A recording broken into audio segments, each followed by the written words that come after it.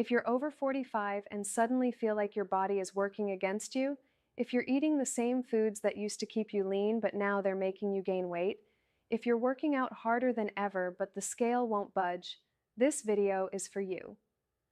What I'm about to share will explain exactly why everything that used to work has stopped working, and more importantly, what actually works for weight loss during midlife hormonal changes. I'm going to give you 3 strategies that have helped thousands of people take back control of their bodies during this transition. Welcome back to the channel. If you're new here, this is where we talk about real, science-backed health strategies for people over 40. Today we're diving deep into one of the most frustrating topics, midlife weight gain and how to beat it. Let me start by saying this. If you've gained weight during this phase of life, it's not your fault. Your body is going through massive hormonal changes that directly affect how you store fat, how you build muscle, and how you burn calories. The strategies that worked in your 20s and 30s don't just become less effective, they can actually make things worse. Here's what's really happening. Starting around age 40, hormone levels begin to decline significantly. These hormones aren't just about reproduction, they're metabolic powerhouses that help you build muscle, burn fat, and maintain bone density. When these hormones drop, your body literally changes the rules of the game. Your resting metabolic rate can drop by 200 to 300 calories per day. That's like your body suddenly needing one less meal, but nobody told you. Muscle mass starts declining at about 1% per year after 40, and during major hormonal transitions, that can accelerate to 3 to 4% per year. Most of the weight you gain settles around your midsection, because that's where your body now prefers to store fat for hormonal reasons. But here's what the fitness industry won't tell you. The solution isn't to eat less and exercise more. That approach fails for 90% of people going through hormonal changes because it doesn't address the underlying shifts happening in your body. Today, I'm going to share 3 strategies that actually work, strategies that work with your changing hormones instead of against them. These aren't quick fixes or magic pills. They're fundamental shifts in how you approach nutrition, exercise, and lifestyle during this phase of life. And the best part? They're based on cutting-edge research specifically about hormonal changes during midlife. Strategy number 1, hormone-supportive nutrition. This is completely different from traditional dieting. Traditional diets focus on calories in, calories out. But during hormonal transitions, it's not about how much you eat, it's about what you eat and when you eat it, because different foods have completely different effects on your hormonal environment. First, let's talk about what not to do. Restrictive dieting is the worst thing you can do during this phase. When you drastically cut calories, your body interprets this as a threat and responds by lowering your metabolic rate even further, increasing stress hormone production and holding on to fat stores more aggressively. I've seen people plateau for months because they were eating too little, not too much. Instead, you want to focus on 3 key nutritional pillars. Pillar 1, protein timing and quality. Your protein needs actually increase during this phase, not decrease. You need about 1.2 to 1.6 grams per kilogram of body weight, but more importantly, you need to distribute it strategically. Aim for 25 to 30 grams at each meal, with emphasis on complete proteins that contain all essential amino acids. Why? Because declining hormones affect muscle protein synthesis. When these hormones drop, your body becomes less efficient at building and maintaining muscle from protein, so you need more protein and you need it more frequently. Best sources: wild-caught fish, pasture-raised eggs, grass-fed beef, organic poultry, and plant combinations like quinoa with beans. Avoid heavily processed protein powders with artificial ingredients. Your liver is already working overtime to process changing hormones. Pillar 2, strategic carbohydrate cycling. Forget low-carb diets. During hormonal transitions, your body needs carbohydrates to support thyroid function, maintain energy, and produce important neurotransmitters that help with mood and sleep. But you need to be strategic about timing. Eat most of your carbohydrates around your workouts and earlier in the day when insulin sensitivity is highest. Focus on complex carbs that support hormonal balance. Sweet potatoes, quinoa, oats, and plenty of vegetables. These provide steady energy without causing the insulin spikes that promote fat storage. Here's a game changer. Include resistant starch foods like cooled rice, green bananas, or cooked and cooled potatoes. These feed your gut bacteria, which actually produce compounds that help regulate your metabolism and reduce inflammation. Pillar 3. Fat for hormone production. This might surprise you, but you need more healthy fats during this phase, not less. Your body uses cholesterol and fatty acids to produce hormones, including the remaining hormones your body still makes. Focus on omega-3 rich foods like wild salmon, sardines, walnuts, and chia seeds. Include monounsaturated fats like avocados, olive oil, and almonds.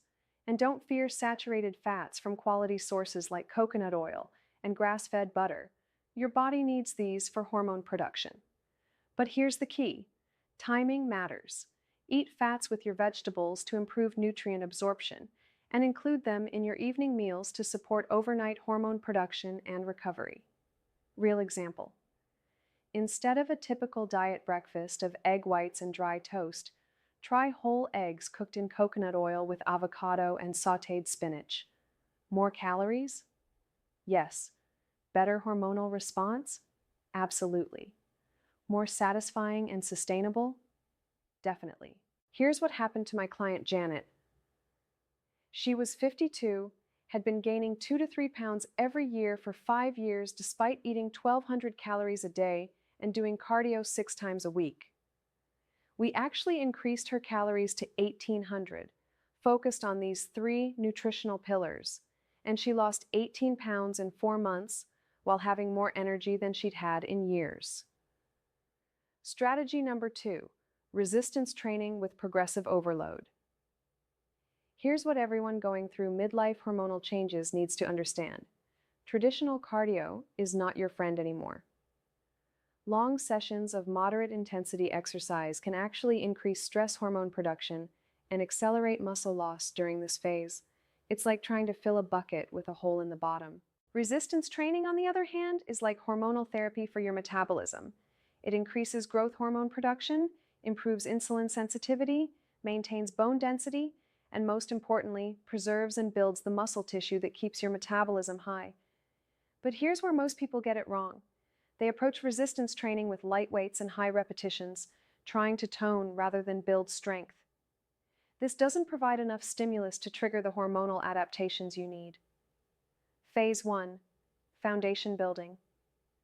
Start with compound movements that work multiple muscle groups: squats, deadlifts, push-ups, rows. These exercises give you the biggest hormonal benefit because they engage large amounts of muscle tissue and trigger significant growth hormone production. Begin with body weight or light weights, focusing on perfect form and full range of motion. Aim for 8 to 12 repetitions, where the last 2 reps are challenging but not impossible. 3 sets per exercise, 3 times per week. Here's the key: progressive overload.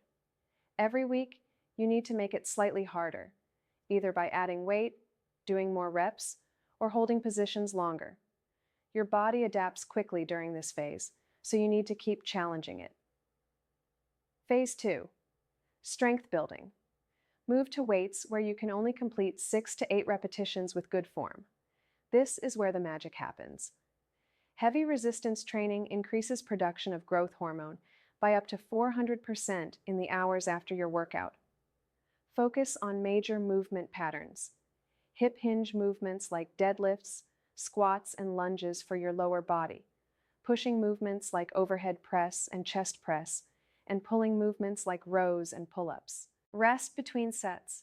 Take 2 to 3 minutes between sets to let your muscles fully recover.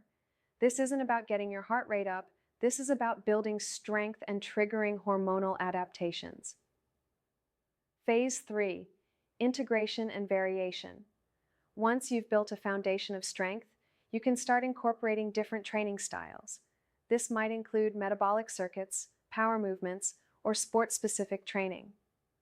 But this should only be 20 to 30% of your training.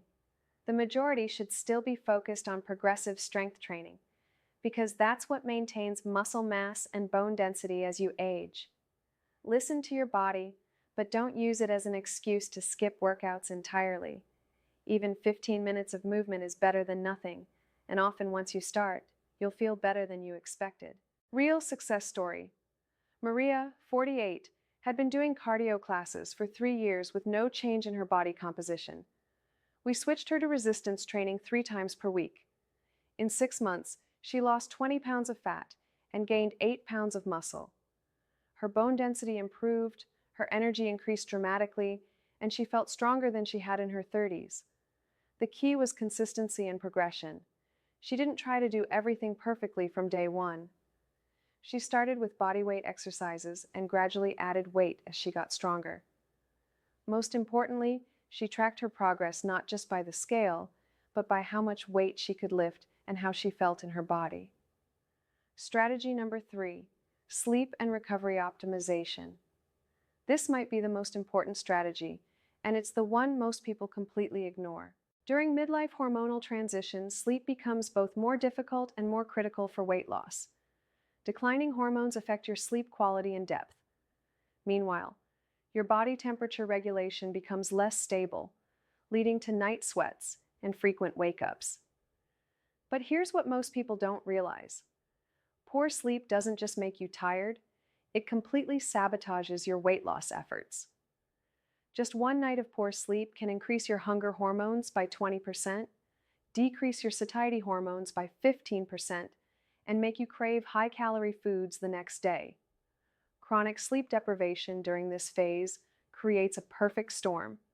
Elevated stress hormones, decreased growth hormone, insulin resistance, and increased cravings. It's like trying to lose weight with your hormones actively working against you.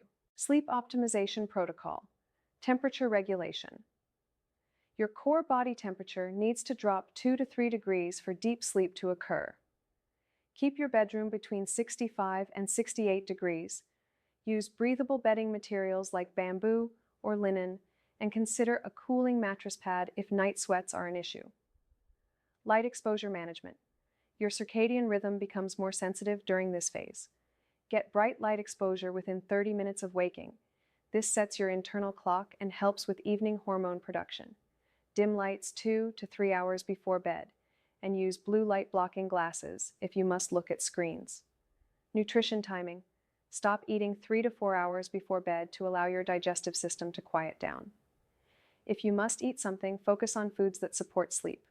A small amount of tart cherries, chamomile tea, or a few walnuts. Avoid alcohol. While it might help you fall asleep, it severely disrupts sleep quality and temperature regulation. Stress reduction rituals. Develop a 30 to 60-minute wind-down routine that signals to your body it's time to rest. This could include gentle stretching, reading, meditation, or a warm bath. The key is consistency. Do the same things in the same order every night. Recovery optimization. Sleep is just one part of recovery. During this phase, your body's ability to recover from stress, including exercise stress, decreases. This means you need to be more strategic about recovery activities. Active recovery. Instead of complete rest days, incorporate gentle movement like walking, yoga, or swimming. This promotes blood flow and helps clear metabolic waste products while supporting mental health. Stress management. Chronic stress during this phase creates hormonal imbalances that make weight loss nearly impossible. Practice stress reduction techniques daily, not just when you feel overwhelmed. This could be 10 minutes of deep breathing, progressive muscle relaxation, or mindfulness meditation. Hydration strategy. Hormonal changes affect your body's water balance. Aim for half your body weight in ounces of water daily, but don't drink it all at once. Sip consistently throughout the day, and include electrolytes, especially magnesium and potassium, to support proper hydration and reduce bloating. Here's what this looked like for my client Susan. She was 51, going through hormonal changes, and despite eating perfectly and exercising regularly, she was gaining 5 to 10 pounds per year. Her main issue? She was only sleeping 5 to 6 hours per night due to stress and temperature regulation issues. We didn't change her diet or exercise routine at all. We focused entirely on sleep optimization, blackout curtains, a white noise machine, magnesium supplementation, and a consistent bedtime routine. Within 2 months, she was sleeping 7 to 8 hours per night, and within 4 months, she had lost 15 pounds without changing anything else. The lesson? You can't out-diet or out-exercise poor sleep, especially during hormonal transitions. Your body repairs itself, balances hormones, and burns fat primarily during sleep. If you're not sleeping well, everything else becomes exponentially harder. Recovery tracking. Start paying attention to recovery metrics, not just weight loss metrics. How's your energy throughout the day? Are you waking up refreshed? How's your mood and stress tolerance? These are better indicators of whether your recovery strategies are working than the number on the scale. Remember, during this phase, your body is literally rebuilding itself hormonally. This process requires adequate rest, stress management, and patience. Give your body the recovery it needs, and weight loss becomes a natural byproduct of improved health. Let's talk about putting this all together, because information without implementation is just entertainment. Here's your action plan. Pick one strategy to focus on for the next 2 weeks. Don't try to overhaul your entire life overnight. That's a recipe for overwhelm and failure. If you're new to resistance training, start there. Find a beginner-friendly program or work with a trainer who understands midlife fitness needs. Your goal isn't to become a powerlifter overnight, it's to build the habit of challenging your muscles consistently. If you're already exercising but struggling with sleep, make that your priority. Implement the sleep optimization protocol gradually. Maybe start with temperature control and light management. Then add the bedtime routine. If you're eating well and exercising but still stuck, focus on the hormone-supportive nutrition principles. Track how different foods make you feel, not just how many calories they contain. Most importantly, be patient with yourself. Midlife weight loss happens differently than it did in your younger years. You might not see changes on the scale for 4 to 6 weeks, but you'll likely notice improvements in energy, sleep quality, and how your clothes fit before the scale moves. Track multiple metrics: measurements, how you feel, sleep quality, energy levels, strength improvements. The scale is just one piece of data, and during this phase, it's often the least reliable indicator of progress. If you found this helpful, please hit that like button. It really helps other people find this information. And if you want more content specifically designed for people over 40, subscribe and hit the notification bell so you never miss a video.